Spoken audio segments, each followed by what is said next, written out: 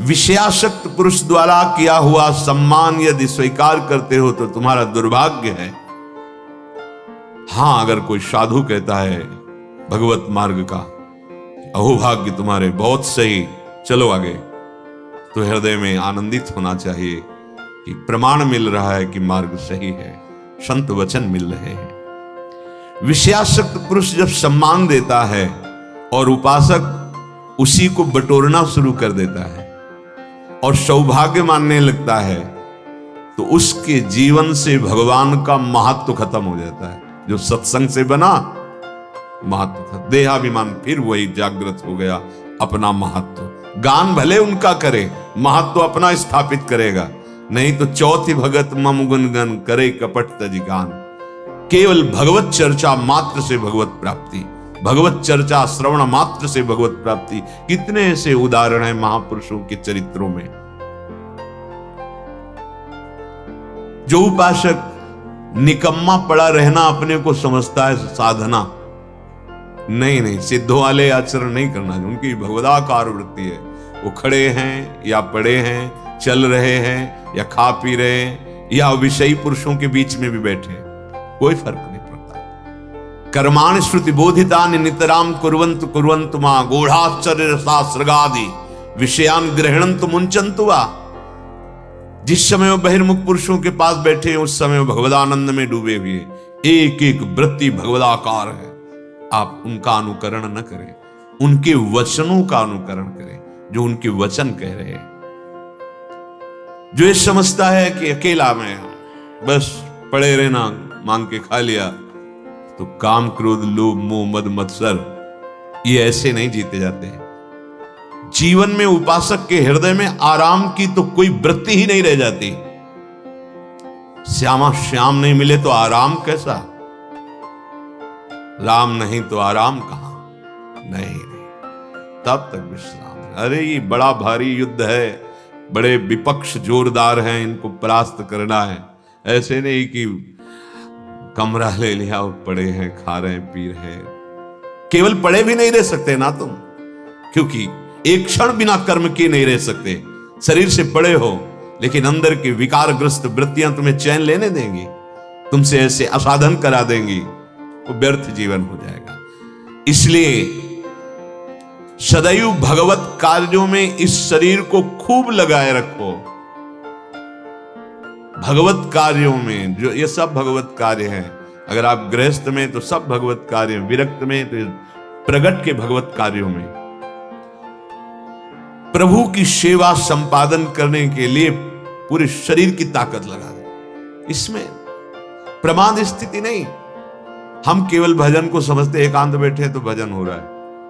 अब देखो क्या हो रहा है, अंदर मनन करके देखो।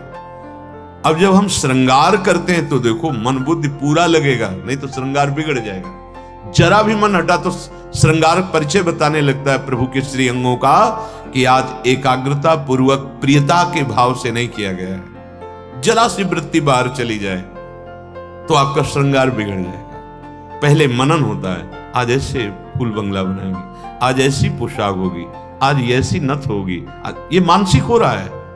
फिर प्रगट में उसमें तन्मयता पूर्वक हो रहा है। परम सिद्ध वर्तमान में भगवदानंद की अनुभूति करने का बहुत प्रबल साधन मिल गया, और यही सिद्धावस्था का अनुभव करा देगा कि जो कर रहे हो ये परम सिद्ध वस्तु है। इसलिए उपासक भगवत प्राप्ति के लिए ये 4 बातें जीवन में बहुत ध्यान पूर्वक। पहला निरंतर नाम जप, दूसरा सत्संग। सत्संग बहुत बड़ी प्रेरणा देता है हमें भगवत प्राप्ति की।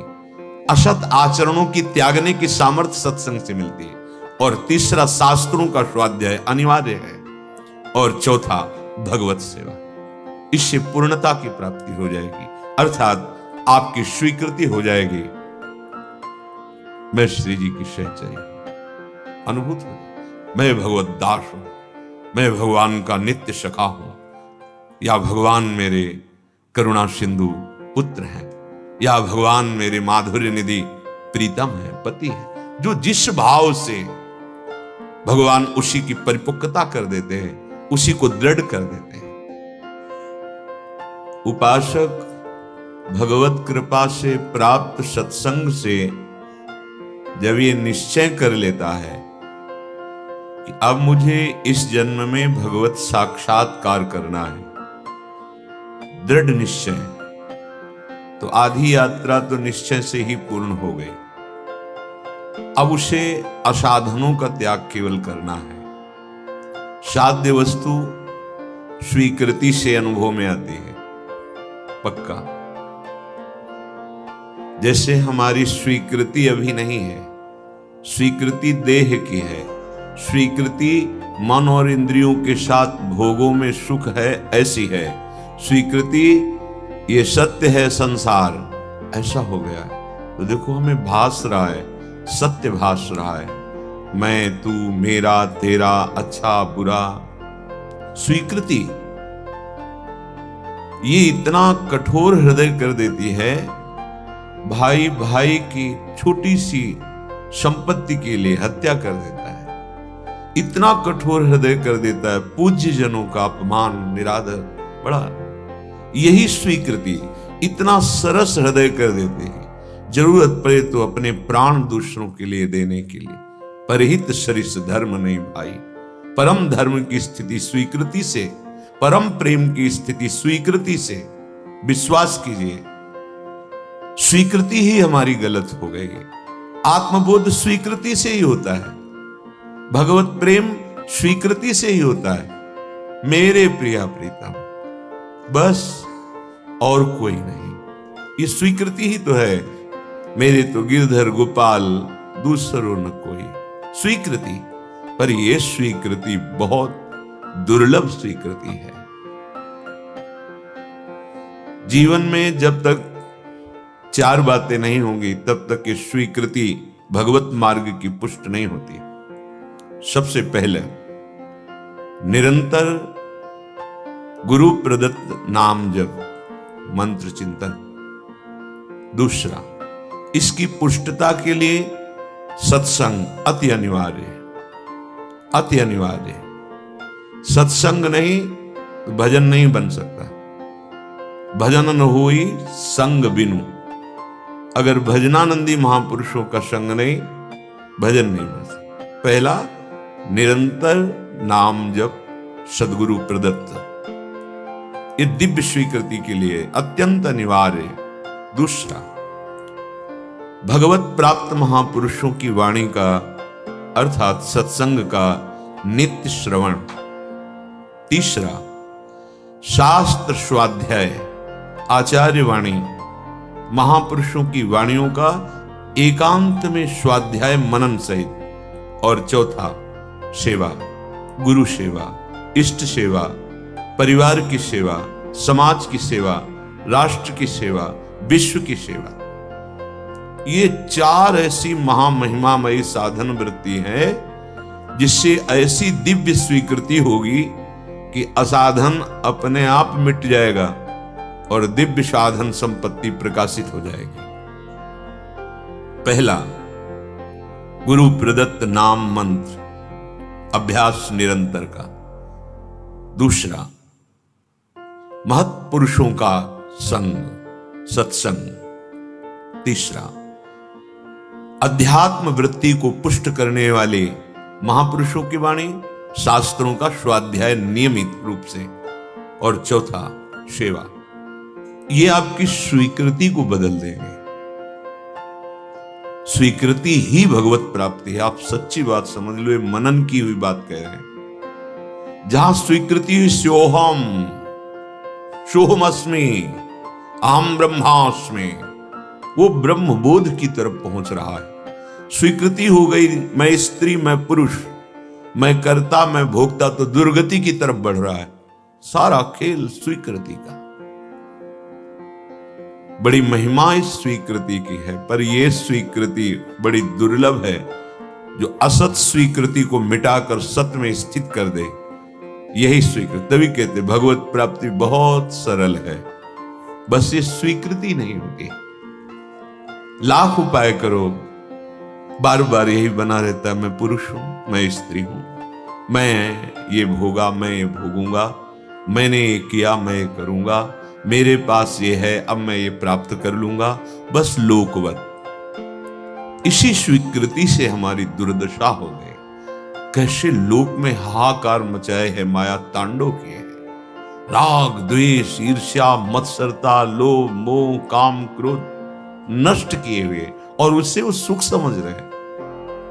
माया के दासत्व से मुक्त होना ही नहीं चाहते, स्वीकृति बदलना ही नहीं चाहते। ऐसा प्रभाव कुमति का छा गया है कि सुमति द्वारा स्वीकृति करने की हिम्मत नहीं पड़ रही। मैं प्रभु का हूं और इस जन्म में सिर्फ मुझे प्रभु को प्राप्त करना है, दिव्यानंद की अनुभूति करनी है, स्वीकृति ही नहीं। गरज रहा है श्रीधाम वृंदावन पावन करने के लिए, गरज रहा है राधा नाम, कैसा भी महापतित हो। निकुंज विहारिणी श्यामाजू का ये नाम समस्त पापों का नाश करके हृदय में प्रेम प्रकाशित कर देता है। श्रीपाद कह रहे हैं, श्रीधाम वृंदावन को सुना था, यहां आया तो मेरा मन ही चुरा लिया गया। मुझे पता है किसने चुराया है, किशोरी जी ने। कह रहे हैं, वृंदावन गहन वने राधे मम हारितम मनोरत्नम लब्धम त्वयैव नूनम स्मित मधुरम देहि दासोस्मि। बड़ा गहन वन है वृंदावन, जब यहां आया तो मेरा मन रूपी रत्न चुरा लिया गया। उनका मन रत्न है, अपना तो अभी कूड़ा करकट समेटे हुए, इसे रत्न बनाना होगा। जिसका मन निर्विकार है, निरपेक्ष है, किसी भी तरह की कोई लौकिक पारलौकिक आशा नहीं है, एकमात्र सच्चिदानंद प्रभु में लगा हुआ है, वो मन रत्न है।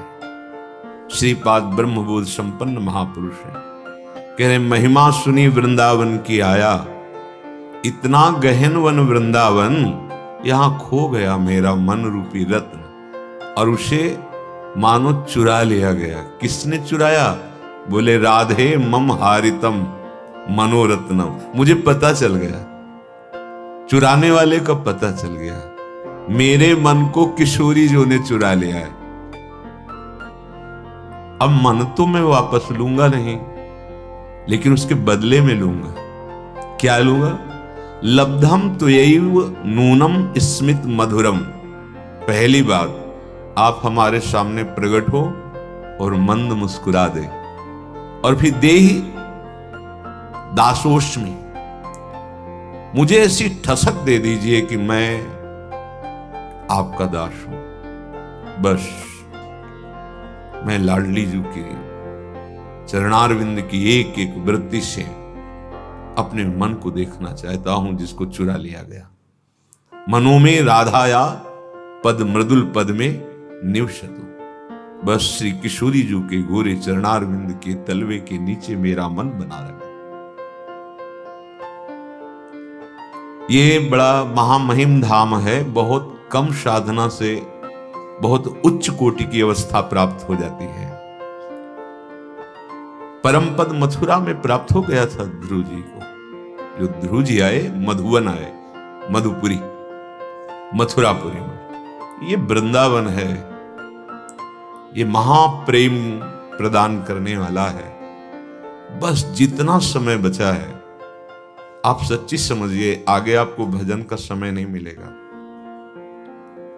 वायु दूषित, जल दूषित, भोजन दूषित, संग दूषित, विचार दूषित, किससे भजन करोगे? शरीर अस्वस्थ, मन शरीर आसक्त, कहां भजन? कैसा भजन? केवल खिलवाड़ की बातें होंगी, माया का खिलवाड़। अभी थोड़ा अवसर है, अभी 5000 से कुछ वर्ष ऊपर हुए हैं।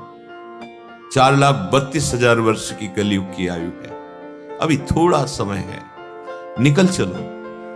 स्वामिनी जी का कृपा बल हमारे साथ है, हम इस माया पर विजय प्राप्त कर सकते हैं। उपासक, श्रीधाम वृंदावन में आना, श्रीधाम वृंदावन में वास करना, आश्रय लेना, रसिकों का संग करना, इसका लाभ तभी उसे मिलेगा जब वो परिचर्चा न करे। बहुत ध्यान से सुनिएगा, यहां हम रह रहे साधन भजन जो लाडली जी की कृपा से बन रहा है, वृंदावन में रहकर जब हम परिचर्चा करते हैं, कहां से हम श्याम की चर्चा करने का आपका व्रत है? बोलेंगे वाणी से तो केवल आराध्य देव के विषय में बोलेंगे, नहीं तो मौन भगवत चर्चा, मौन भगवत चर्चा, यही हमारी वाणी का विषय। बहुत जल्दी लाभ मिल जाएगा। श्रीधाम है, महामहिम भक्ति, यहां प्रेम लक्षणा भक्ति वर्ण करने के लिए बाहु फैलाए हुए यहां गलियों में डोलती है। ये वृंदावन है। मोक्ष यहां वर्ण करने के लिए व्याकुल डोलता है। महिमा जो रसिक महापुरुषों ने वाणियों में गाई, हम क्यों लाभ नहीं ले पा रहे? बोले उसका कारण है परिचर्चा और प्रमाद। प्रमाद, ना करने योग्य काम को करना और करने योग्य कार्य को ना करना, इसे प्रमाद कहते हैं। परिचर्चा, दूसरों के विषय की गुण दोषमयी वार्ता करना। परदोष दर्शन, परिचर्चा, परनिंदा, कथन, श्रवण, यही हमारे भजन के प्रभाव को क्षीण कर रही। फिर वही बात आ गई, चलनी में गैया दुहे और दोष दैव को दे। गाय बढ़िया है, दूध भी दे रही, पर चलनी में दूर है तो एक चुल्लू भी पीने को नहीं मिल रहा। धाम महामहिम है, उपासना बड़ी रसमयी, और एक बूंद रस का हमारे हृदय में स्फुरण नहीं हो रहा। क्यों? क्योंकि परिचर्चा और प्रमाद। बैठा लो मन में इस बात को, रसना कटो जो अन रटो। क्यों नहीं आप आचार्य चरण की बातें स्वीकार की जा रही? महापुरुषों की व्यर्थ वार्ता क्यों? हम प्रायः देखते हैं, बिल्कुल इतनी पीड़ा नहीं कि मेरे कितने मिनट व्यर्थ जा रहे हैं। कभी कभी एक झुलझुलाहट होनी चाहिए, आपको एक जलन होनी चाहिए कि इतना मिनट हम इससे व्यर्थ की वार्ता करते रहे। और वो वार्ता में गुण दोष जरूर आ जाएंगे, किसी की गुण चर्चा और किसी की दोष चर्चा। उपासक दोनों नहीं करता। तात सुनहु मायाकृत गुण और दोष अनेक, अनेक गुण या उभय न देखी, देखी सो विवेक। सच्चा गुण यह है कि न गुण देखना है न दोष देखना है, भगवत भाव से सबसे देख के उदासीन अपने उपासना में लगे रहना। जिसमें ये दो बातें बनी रहती हैं, उसमें तीसरी बात घमंड प्रकट हो जाती है, अपने में बड़ेपन का, मैं बड़ा हूं, तो उसका परिणाम भय विषाद शोक आ जाता है। वृंदावन में रहते हुए चिंता, भय, शोक, विषाद, या वृंदावन का आश्रय, वृंदावनेश्वरी का आश्रय, और आपके अंदर भय, चिंता, शोक, विषाद। ध्यान दीजिए, फिर ध्यान दीजिए, वृंदावन महामहिम है। अगर मोक्ष चाहिए तो घर घर भटकत मुक्ति बावरी, स्वीकार कर ले कोई। और प्रेम लक्षणा भक्ति तो यहां बाहु पसारे हुए हृदय से आलिंगन करने के लिए तैयार, अर्थात तुम्हारे हृदय में प्रेम लक्षणा भक्ति आने के लिए आतुर है, क्योंकि तुमने धाम का आश्रय वास स्वीकार किया है। पर क्यों नहीं हो रहा? बोले पर चर्चा, पर गुण, पर दोष वर्णन, ये उपासक के लिए बहुत हानिकारक है। और प्रमाद, ना करने योग्य कार्य करना और करने योग्य कार्य में प्रमाद, ये प्रमाद।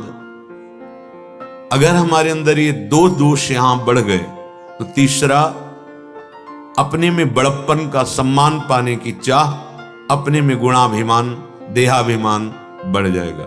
परिणाम भय, विषाद, शोक, चिंता, ये उसके हृदय में आ जाएगी। जहां थोड़ी साधन वृत्ति बढ़ी तो उपदेशक बन जाता है उपासक। ये महापुरुषों के वचन है।